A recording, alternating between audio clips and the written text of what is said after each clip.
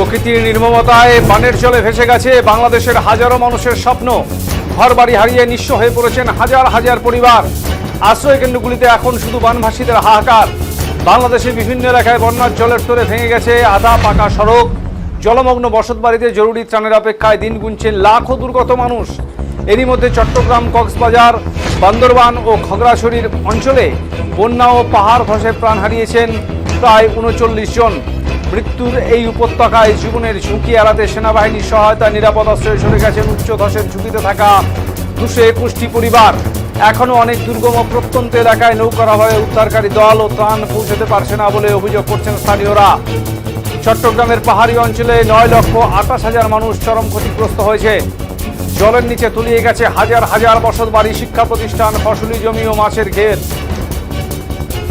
বিভিন্ন এলাকায় জলের তোরে আধা পাকা ও গ্রামীণ সড়ক ভেঙে যাওয়ায় সম্পূর্ণ যোগাযোগ বিচ্ছিন্ন হয়ে পড়েছে। সবচেয়ে ভয়াবহ পরিস্থিতি বিরাজ করছে চট্টগ্রামের সাতকানিয়া ও বাঁশখালী উপজেলায়। সাঙ্গু ও ডলু নদীর জল বৃদ্ধি পেয়ে বাঁধ ভেঙে যাওয়ায় এই দুই উপজেলারই ৫ লক্ষের বেশি মানুষ এখনো জলবন্দী অবস্থায়। বহু কাঁচা ঘরবাড়ি ধসে গেছে। বিদ্যুৎ ও মোবাইল নেটওয়ার্ক না থাকায় এবং সড়ক যোগাযোগ বন্ধ হয়ে পড়ায় বন্যা কবলিত মানুষ এক প্রকার অবরুদ্ধ জীবন কাটাচ্ছেন। বিশুদ্ধ জল, খাবার ও জরুরি ওষুধের তীব্র সংকট দেখা দিয়েছে এলাকাগুলিতে। নিরাপদ আশ্রয়ের খোঁজে ঘরবাড়ি ছেড়ে হাজার হাজার মানুষ ছুটছেন আশ্রয় কেন্দ্রের দিকে।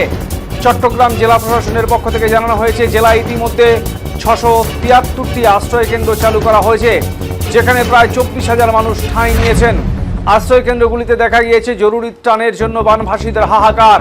তবে আবহাওয়া অধিদপ্তর জানিয়েছে, সক্রিয় মৌসুমী বায়ুর প্রভাবে আগামীতে আরও কিছুদিন ভারী থেকে অতি ভারী বৃষ্টিপাত অব্যাহত থাকতে পারে। চট্টগ্রাম সমুদ্র বন্দর ৩ নম্বর স্থানীয় সতর্ক সংকেত বহাল রয়েছে। বৃষ্টি অব্যাহত থাকলে বন্যা পরিস্থিতি আরও অবনতি ও নতুন করে পাহাড় ধসের আশঙ্কা করছে প্রশাসন।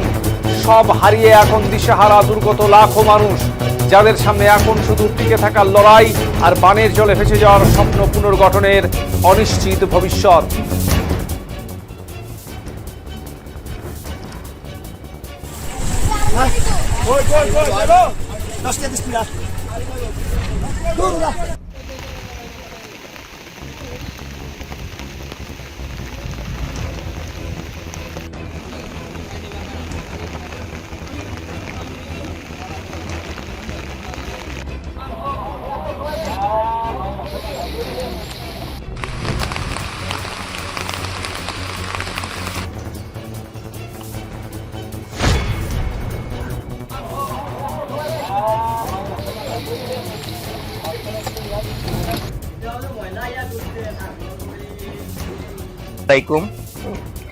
আমি ইসমাইল হোসেন বাবেল।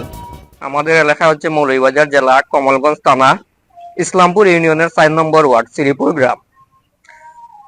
গতকালকের দলাই নদীর প্লাবিত হয়ে মোকাবিল যে একটা বাঁধ ছিল, বাঁধ ভেঙে কয়েকটা জায়গায় বাঁধ ভাঙছে। মোকাবিল, তারপর জসিম ব্রিক্স, একটু উপরে এসে জসিম ব্রিক্স, তারপর শ্রীপুর, ওই জায়গায় বাঁধ ভেঙে আমাদের গ্রাম প্লাবিত।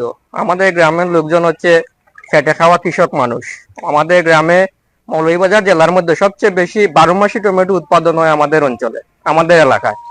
ওইখানে প্রায় ১.৫ কোটি টাকার মতো টমেটো, মানে যারা চাষ করছে ওরা এদের ফসল পানি তলিয়ে নিয়েছে। এমতো অবস্থায় এরা আমার কৃষক মানুষ খুবই দুর্ভোগে আছে। তাছাড়া আমাদের অনেক পুকুর আছে, বিশেষ করে আমারও একটা ফার্ম আছে। আমাদের অবস্থা খুবই নাজেহাল। এমতো অবস্থায় আমরা কর্তৃপক্ষের সুদৃষ্টি কামনা করে যাতে আমাদেরকে একটু সহযোগিতা করেন। আমাদের যারা কৃষকরা ক্ষতিগ্রস্ত হয়েছে, যারা খামারিরা ক্ষতিগ্রস্ত হয়েছে, তাদের দিকে যেন সুদৃষ্টি দেন। আমি আসসালামু আলাইকুম। আমি একজন কৃষক এবং কমলগঞ্জ মৌলভীবাজার শ্রীপুর গ্রাম।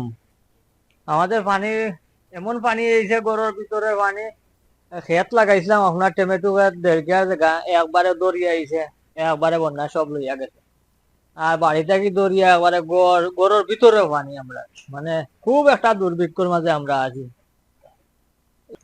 এখন আমরা শুনতে পারলাম সরকারের পক্ষ থেকে উপজেলা অফিস থেকে খানি দানি আইব, কিন্তু আমরা গড় তৈয়াই যেতাম পারতাম না। কিওর খানি আর কিওর কিতা, আমরা রাত থাকি উপাস, কোনো অনুদান কোনো কিচ্ছু আমরা খানি দানি কিচ্ছুই পাইছি না।